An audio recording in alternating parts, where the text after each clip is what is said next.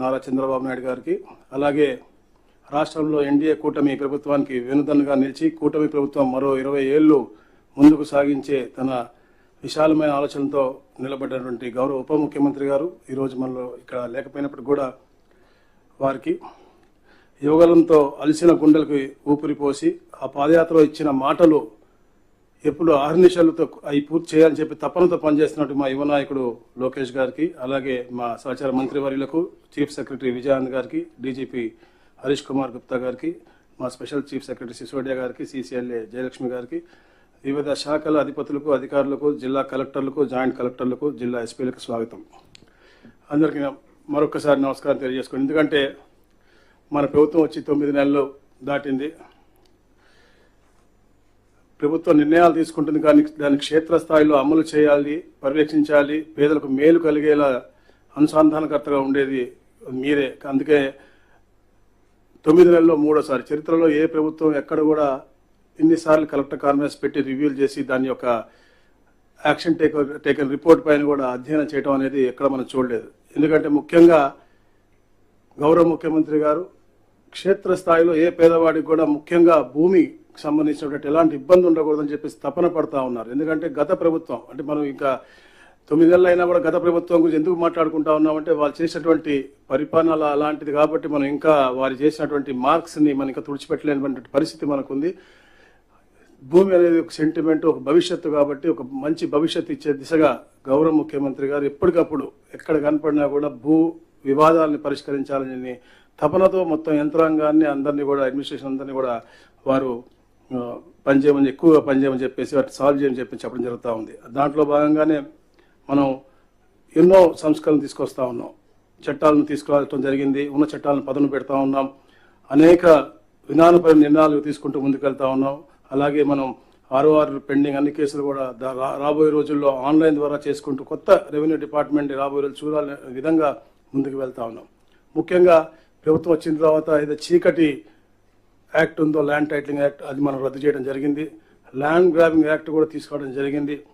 ROR చట్ట సవరణ కూడా చేశాం. ఎందుకంటే డిఆర్ఓ పరిధిలో ఉంటే అది చాలా లేట్ అవుతుంది, 6 నెలల టైం లైన్ ఉంటుంది కాబట్టి దాన్ని తక్కువ సమయం పెట్టి ఆర్డీఓ లెవెల్లో ఉంచితే తప్పకుండా మీ యొక్క పర్యవేక్షణలో త్వరగా పూర్తిగా అవుతుందని చెప్పేసి పేదలకు మంచి పరిపాలన ఇవ్వగలని చెప్పే లక్ష్యంతో అది కూడా మొన్న అసెంబ్లీలో కూడా మనం చేయడం జరిగింది. మరి ముఖ్యంగా గౌరవ ముఖ్యమంత్రి గారు ఏ ప్రైవేట్ భూమి కూడా 22A ఉండకూడదు, ఉంటే ప్రాపర్ రీజన్ ఉండాలి, దానికి ఉండాలని చెప్పేసి చెప్పడంతో మనం మొన్న 17/2 మెమో ఇవ్వడం జరిగింది. అన్నిటిపైన అధ్యయనం చేసి ఎందుకు చెప్తా ఉన్నామంటే కలెక్టర్లకు ఎంత బిజీ ఉన్నా కూడా భూ వివాదాలు అనేది ప్రత్యేకంగా శ్రద్ధ పెట్టి వాటిని పరిష్కరించాల్సిన అవసరం ఉంది నేను చెప్పాను. ఎందుకంటే గతి పరిపాలకులు వాళ్ళ పాపాలు ఎక్కడ బయటపడతాయని చెప్పేసి ఆఫీసులు కూడా తగలపెట్టిన పరిస్థితి మనం చూసాం. భూకంపం అనే సినిమా తీస్తే ఈ రాష్ట్రంలో అది వేరే దేశాల్లో కూడా మాఫియా వాళ్ళు కొనుక్కుని దాని బెస్ట్ సెల్లర్గా అయ్యే పరిస్థితి ఉంది. ఎందుకంటే అలాంటి రకరకాల భూ మాఫియా కార్యక్రమాలు వాళ్ళు చేశారు కాబట్టి అలాంటి పరిస్థితి మనకి ఈరోజు ఏర్పడింది. ఎందుకంటే ముఖ్యంగా రీసర్వే అనేది మీ అందరికీ తెలుసు. స్టాండర్డ్ ప్రాసెస్ అనేది అది 3 స్టేజీలో 27 సబ్ స్టేజెస్లో ఉన్నటువంటి పరిస్థితి.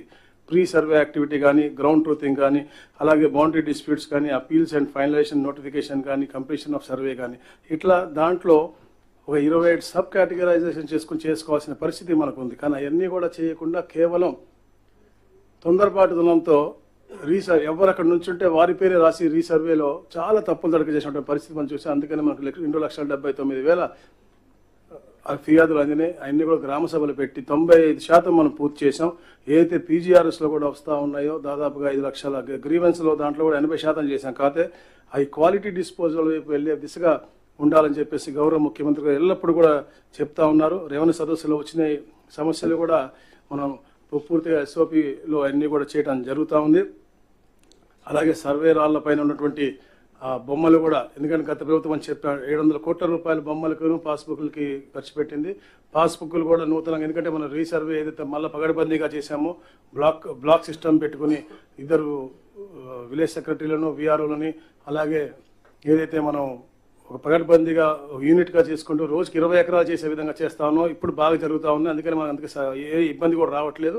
అయినప్పటికీ కూడా ఎక్కడ కూడా క్షేత్రస్థాయిలో ఇబ్బంది లేకుండా వారికి నూతన పాస్బుక్ ఇస్తూ వారి పక్కా బౌండరీస్ కూడా జియో ట్యాగింగ్తో పాటు ఇచ్చే బాధ్యత మీ అందరూ కూడా తీసుకోవాలి. క్షేత్రస్థాయిలో కూడా అన్నీ కూడా అమలయ్యే విధంగా మీరు ఎప్పటికప్పుడు ఉండాలి. అలాగే ముఖ్యంగా ఏదైతే నూతనంగా మనం తీసుకొచ్చినటువంటి అన్అబ్జెక్షనబుల్ గవర్నమెంట్ ల్యాండ్ రెగ్యులేషన్ కూడా కేవలం అది అందరూ మంగళగిరికి కాదు, అది చొరవ మా యువ నాయకులు ఒక చొరవతో వారి ప్రాంతంలో ఉన్నటువంటి ఏదైతే డ్వెల్లింగ్ యూనిట్స్ ఉన్నాయో అన్నీ కూడా రెగ్యులైజ్ చేయాలని చెప్పి తపంతో వారు చేసినటువంటి వారి యొక్క ఎలక్షన్ ప్రామిస్ అది రాష్ట్రం అంతటా కూడా ఎక్కడెక్కడైతే ఇవన్నీ ఉన్నాయో గవర్నమెంట్ ల్యాండ్ అన్అబ్జెక్షనబుల్ ఉన్నాయో అన్నీ కూడా రెగ్యులైజ్ చేస్తా ఉన్న GO 30 ఇచ్చాం. దాన్ని కూడా అందరికి కూడా తెలియజేయాల్సిన అవసరం ఉంది. స్పెషల్ డ్రైవ్ తీసుకొని కొందరు కలెక్టర్లు తీసుకుంటా ఉన్నారు, అలాగే అందరూ కూడా తీసుకుని చేయాల్సిన అవసరం ఉంది. 22A మీద కూడా స్పెషల్ డ్రైవ్ తీసుకుని, ఎందుకంటే నేను నా ఎక్స్పీరియన్స్ చెప్తా ఉన్నా నేను కూడా, ఎందుకంటే ఎంతో మంది వచ్చే వాళ్ళలో కూడా నా దగ్గరికి కూడా మొన్న ఒక మహిళ వచ్చింది.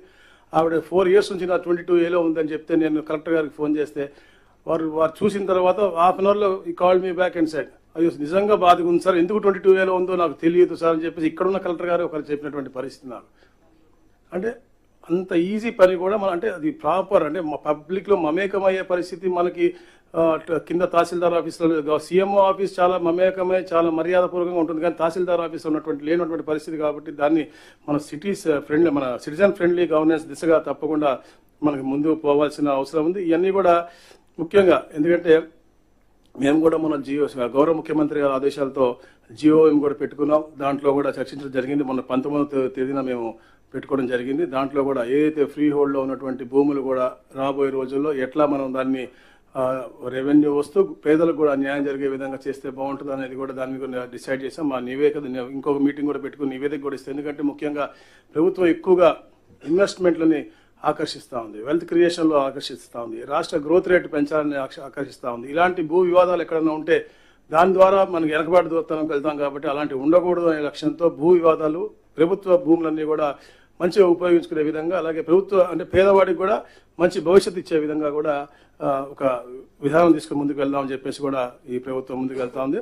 అలాగే ముఖ్యంగా నేను ఇచ్చే సలహాలు ఏంటంటే ఏదైతే కలెక్టర్స్ ఉన్నారో ఇన్ఛార్జ్ మినిస్టర్స్ కూడా కలిసి అక్కడ ఉన్నటువంటి గవర్నమెంట్ లీడర్స్ ఎవరైతే స్టేట్లో అవ్వచ్చు, స్టేట్ హైకోర్టులో అవ్వచ్చు, లేకపోతే జిల్లా కోర్టులో అవ్వచ్చు, వారితో కూడా ఒక మీటింగ్ పెట్టుకుని మనకున్న కేసులు కూడా, ఎందుకంటే పెండింగ్ కేసెస్కి ఎప్పుడు కలెక్టర్ గారికి ఫోన్ చేసినా కూడా either is going to court to attend contempt of court, లేకపోతే ల్యాండ్ డిస్ప్యూట్ ఇష్యూ మీద చాలా ల్యాండ్స్ ఉన్నాయి కాబట్టి మీరు కంటిన్యూస్గా 2 monthsకో 1 monthకో ఒక మీటింగ్ పెట్టుకుంటే దాని పరిష్కారానికి కూడా తప్పకుండా వెళ్తుందని చెప్పేసి కూడా నా యొక్క సలహా. అలాగే district level real estate committee కూడా, ఎందుకంటే అసైన్మెంట్ కమిటీ కూడా గౌరవ ముఖ్యమంత్రి గారు ఆథరైజ్ చేస్తూ ఉన్నారు కాబట్టి దాంతోపాటు రియల్ ఎస్టేట్ కమిటీ కూడా ఒకటి పెట్టుకుని రెవెన్యూ, మున్సిపాలిటీ, అలాగే పంచాయతీ డిపార్ట్మెంట్ ఊడాలోనే అలాగే బ్యాంకర్స్తో కూడా పెట్టుకుంటే తప్పకుండా వీటి పరిష్కారానికి పూర్తిగా మనం చేయగలమని చెప్పేసి తెలియజేసుకుంటూ ఇవన్నీ కూడా, ఎందుకంటే గౌరవ ముఖ్యమంత్రి గారు నేను మళ్ళా చెప్తా ఉన్నా చాలా కన్సర్న్ ఉన్నారు ఈ డిపార్ట్మెంట్ మీద. పేద ప్రజల వాళ్ళ యొక్క సెంటిమెంట్ని కాపాడాలి, వారి యొక్క మన యొక్క బిహేవియర్తో వాళ్ళని చేయలేకపోతే ఎందుకు చేయలేకపోతున్నాం కూడా ఒక స్పీకింగ్ నోట్ ఇచ్చే దిశగా అన్ని చేసుకుంటూ వారికి తెలియజేసే దిశగా తెలియచేయాలని చెప్పేసి కోరుకుంటూ మన నాయకుడు చెప్పినట్టు good governance with good intentions and implementation with integrity is a hallmark of our government అని చెప్పి తెలియజేసుకుని గౌరవ ముఖ్యమంత్రి గారు ఎప్పుడు ఒకటే మాట చెప్తారు, do what is right not what is easy అని తెలియజేసుకుంటూ మీ అందరికి కూడా మరొకసారి స్వాగతం పలుకుతూ తప్పకుండా రాబోయే రోజుల్లో ఈ పరిష్కారాలన్నీ కూడా అంటే భూ సమస్య లేని రాష్ట్రంగా పూర్తిగా చేయలేకపోయినా కూడా ఎందుకు చేయలేకపోతున్నాం అనే కొన్ని డెసిషన్స్ అన్న పూర్తిగా చెప్పే విధంగా మనం ముందుకెళ్ళాలని చెప్పేసి కోరుకుంటూ మీ అందరికి కూడా స్వాగతం తెలియజేస్తూ ముగిస్తాను. Thank you. Thank you, sir.